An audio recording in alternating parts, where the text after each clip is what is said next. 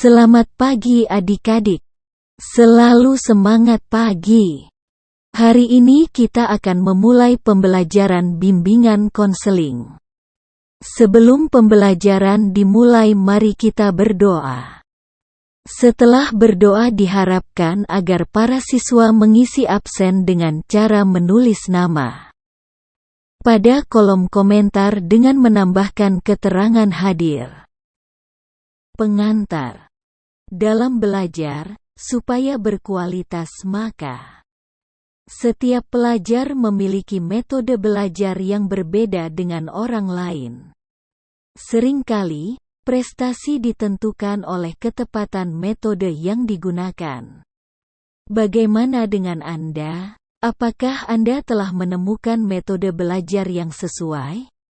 Metode belajar adalah cara belajar yang tepat menghasilkan prestasi belajar yang hebat, yang ditandai dengan perasaan nyaman saat belajar, perasaan senang, antusias, tidak merasa terpaksa, dan tidak merasa bosan. Selain itu, prestasi belajar akan menunjukkan nilai yang bagus. Kalaupun bukan dalam ukuran ranking. Ranking kelas tidak dapat Anda jadikan patokan. Karena hal itu sangat tergantung pada bagaimana situasi kelas Anda.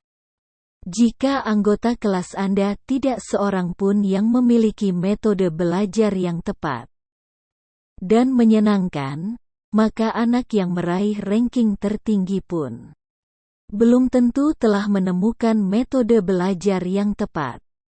Perlu diingat bahwa semua itu tidak ada yang instan.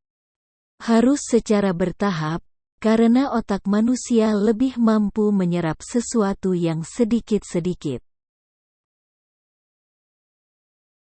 Bagaimana caranya agar kita dapat belajar dengan menyenangkan? Berikut ini adalah tips-tips atau cara belajar yang menyenangkan. 1. Sebelum belajar ada baiknya makan dulu, agar otak dapat berpikir dengan baik. Jangan terlalu sedikit, dan jangan terlalu kenyang pula, agar dapat berpikir maksimal. 2. Santai dalam aktivitas belajar. Jangan anggap belajar sebagai momok yang harus ditakuti. Dan jangan membayangkan bahwa belajar itu membosankan. Hilangkan pikiran itu dari pikiran Anda. Karena jika Anda belajar dalam pikiran yang negatif, maka pikiran Anda akan tertutup. Cobalah buka pikiran Anda, hilangkan semua masalah-masalah lain yang tidak berkaitan dengan aktivitas belajar dari pikiran Anda. Misalnya masalah pacaran, sibuk dengan SMS, Facebook, WhatsApp, main game, dan lain-lain. Cobalah untuk fokus dalam memahami apa yang Anda baca dan apa yang Anda kerjakan. 3. Jangan belajar tanpa refreshing.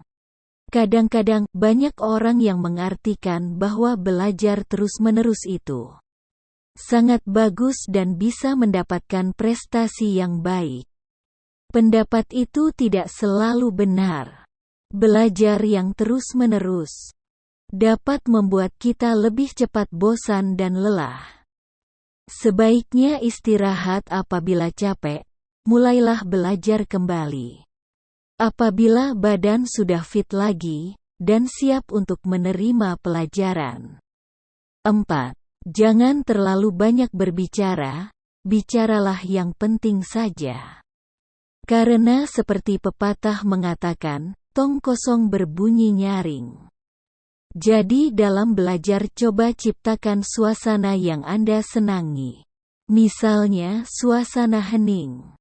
Atau sambil dengar musik atau suasana apa saja yang tidak membuat kita bosan. 5. Pikirkan bahwa diri Anda bisa mengerjakan soal apapun yang diberikan. Pikiran yang menyatakan ketidakbisaan dapat menyebabkan ketidakbisaan pula. Jangan merasa bahwa diri Anda terlalu pandai karena dapat menyebabkan menyepelekan masalah. Namun jangan pula merasa bahwa diri Anda terlalu bodoh. Hal itu dapat menyebabkan Anda minder dan tidak dapat memahami pelajaran yang Anda pelajari. 6. Buat jadwal belajar se-enjoy mungkin, jangan merasa diikat.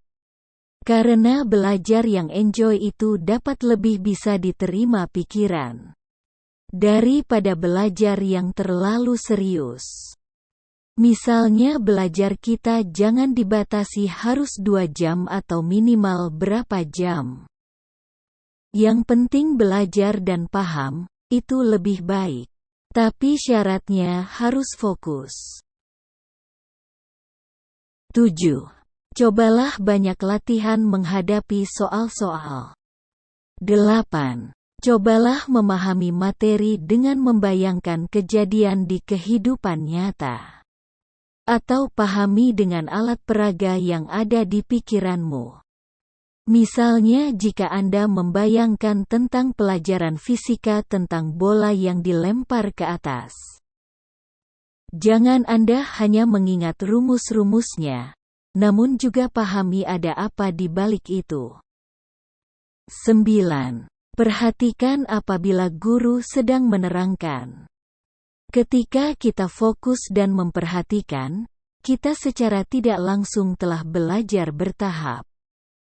Dan apabila belum jelas, jangan pernah takut untuk bertanya. 10. Jangan hanya mengandalkan cara guru dalam menyelesaikan masalah. Karena guru juga manusia, sehingga setiap orang dapat memilih jalan yang berbeda. Apabila hasilnya sama benar, itu dapat membuat Anda lebih aktif dan kreatif.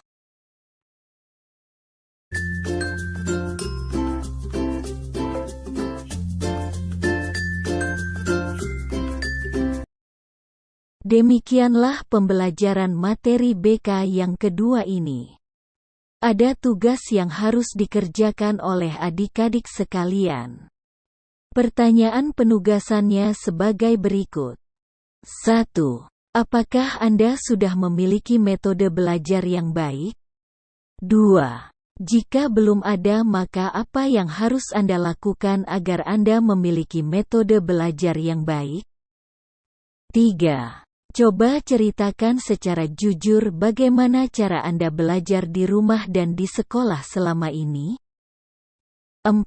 Buatlah kembali jadwal belajar pribadimu di rumah.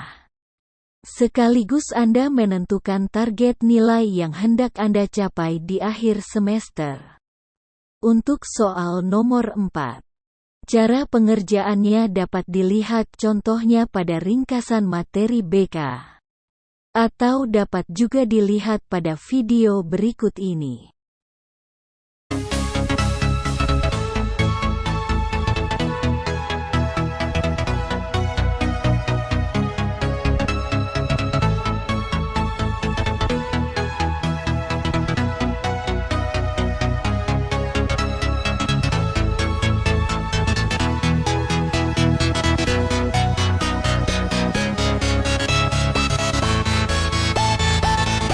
Informasi tambahan pengumpulan tugas. 1. Tugas untuk materi pertama sudah harus dikumpulkan paling lambat hari Sabtu, tanggal 7 Agustus tahun 2021.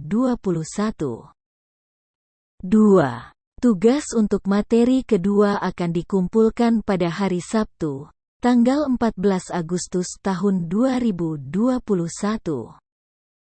Jika belum ada tatap muka, maka tugas-tugas tersebut difotokan dan dikirim melalui WhatsApp guru mata pelajaran. Demikianlah pembelajaran bimbingan konseling materi kedua. Sebelum kita menyelesaikan pembelajaran kita, mari kita berdoa untuk menutup proses pembelajaran kita hari ini. Kita berdoa masing-masing. Tetap menjaga kesehatan. dan selalu patuhi protokol kesehatan.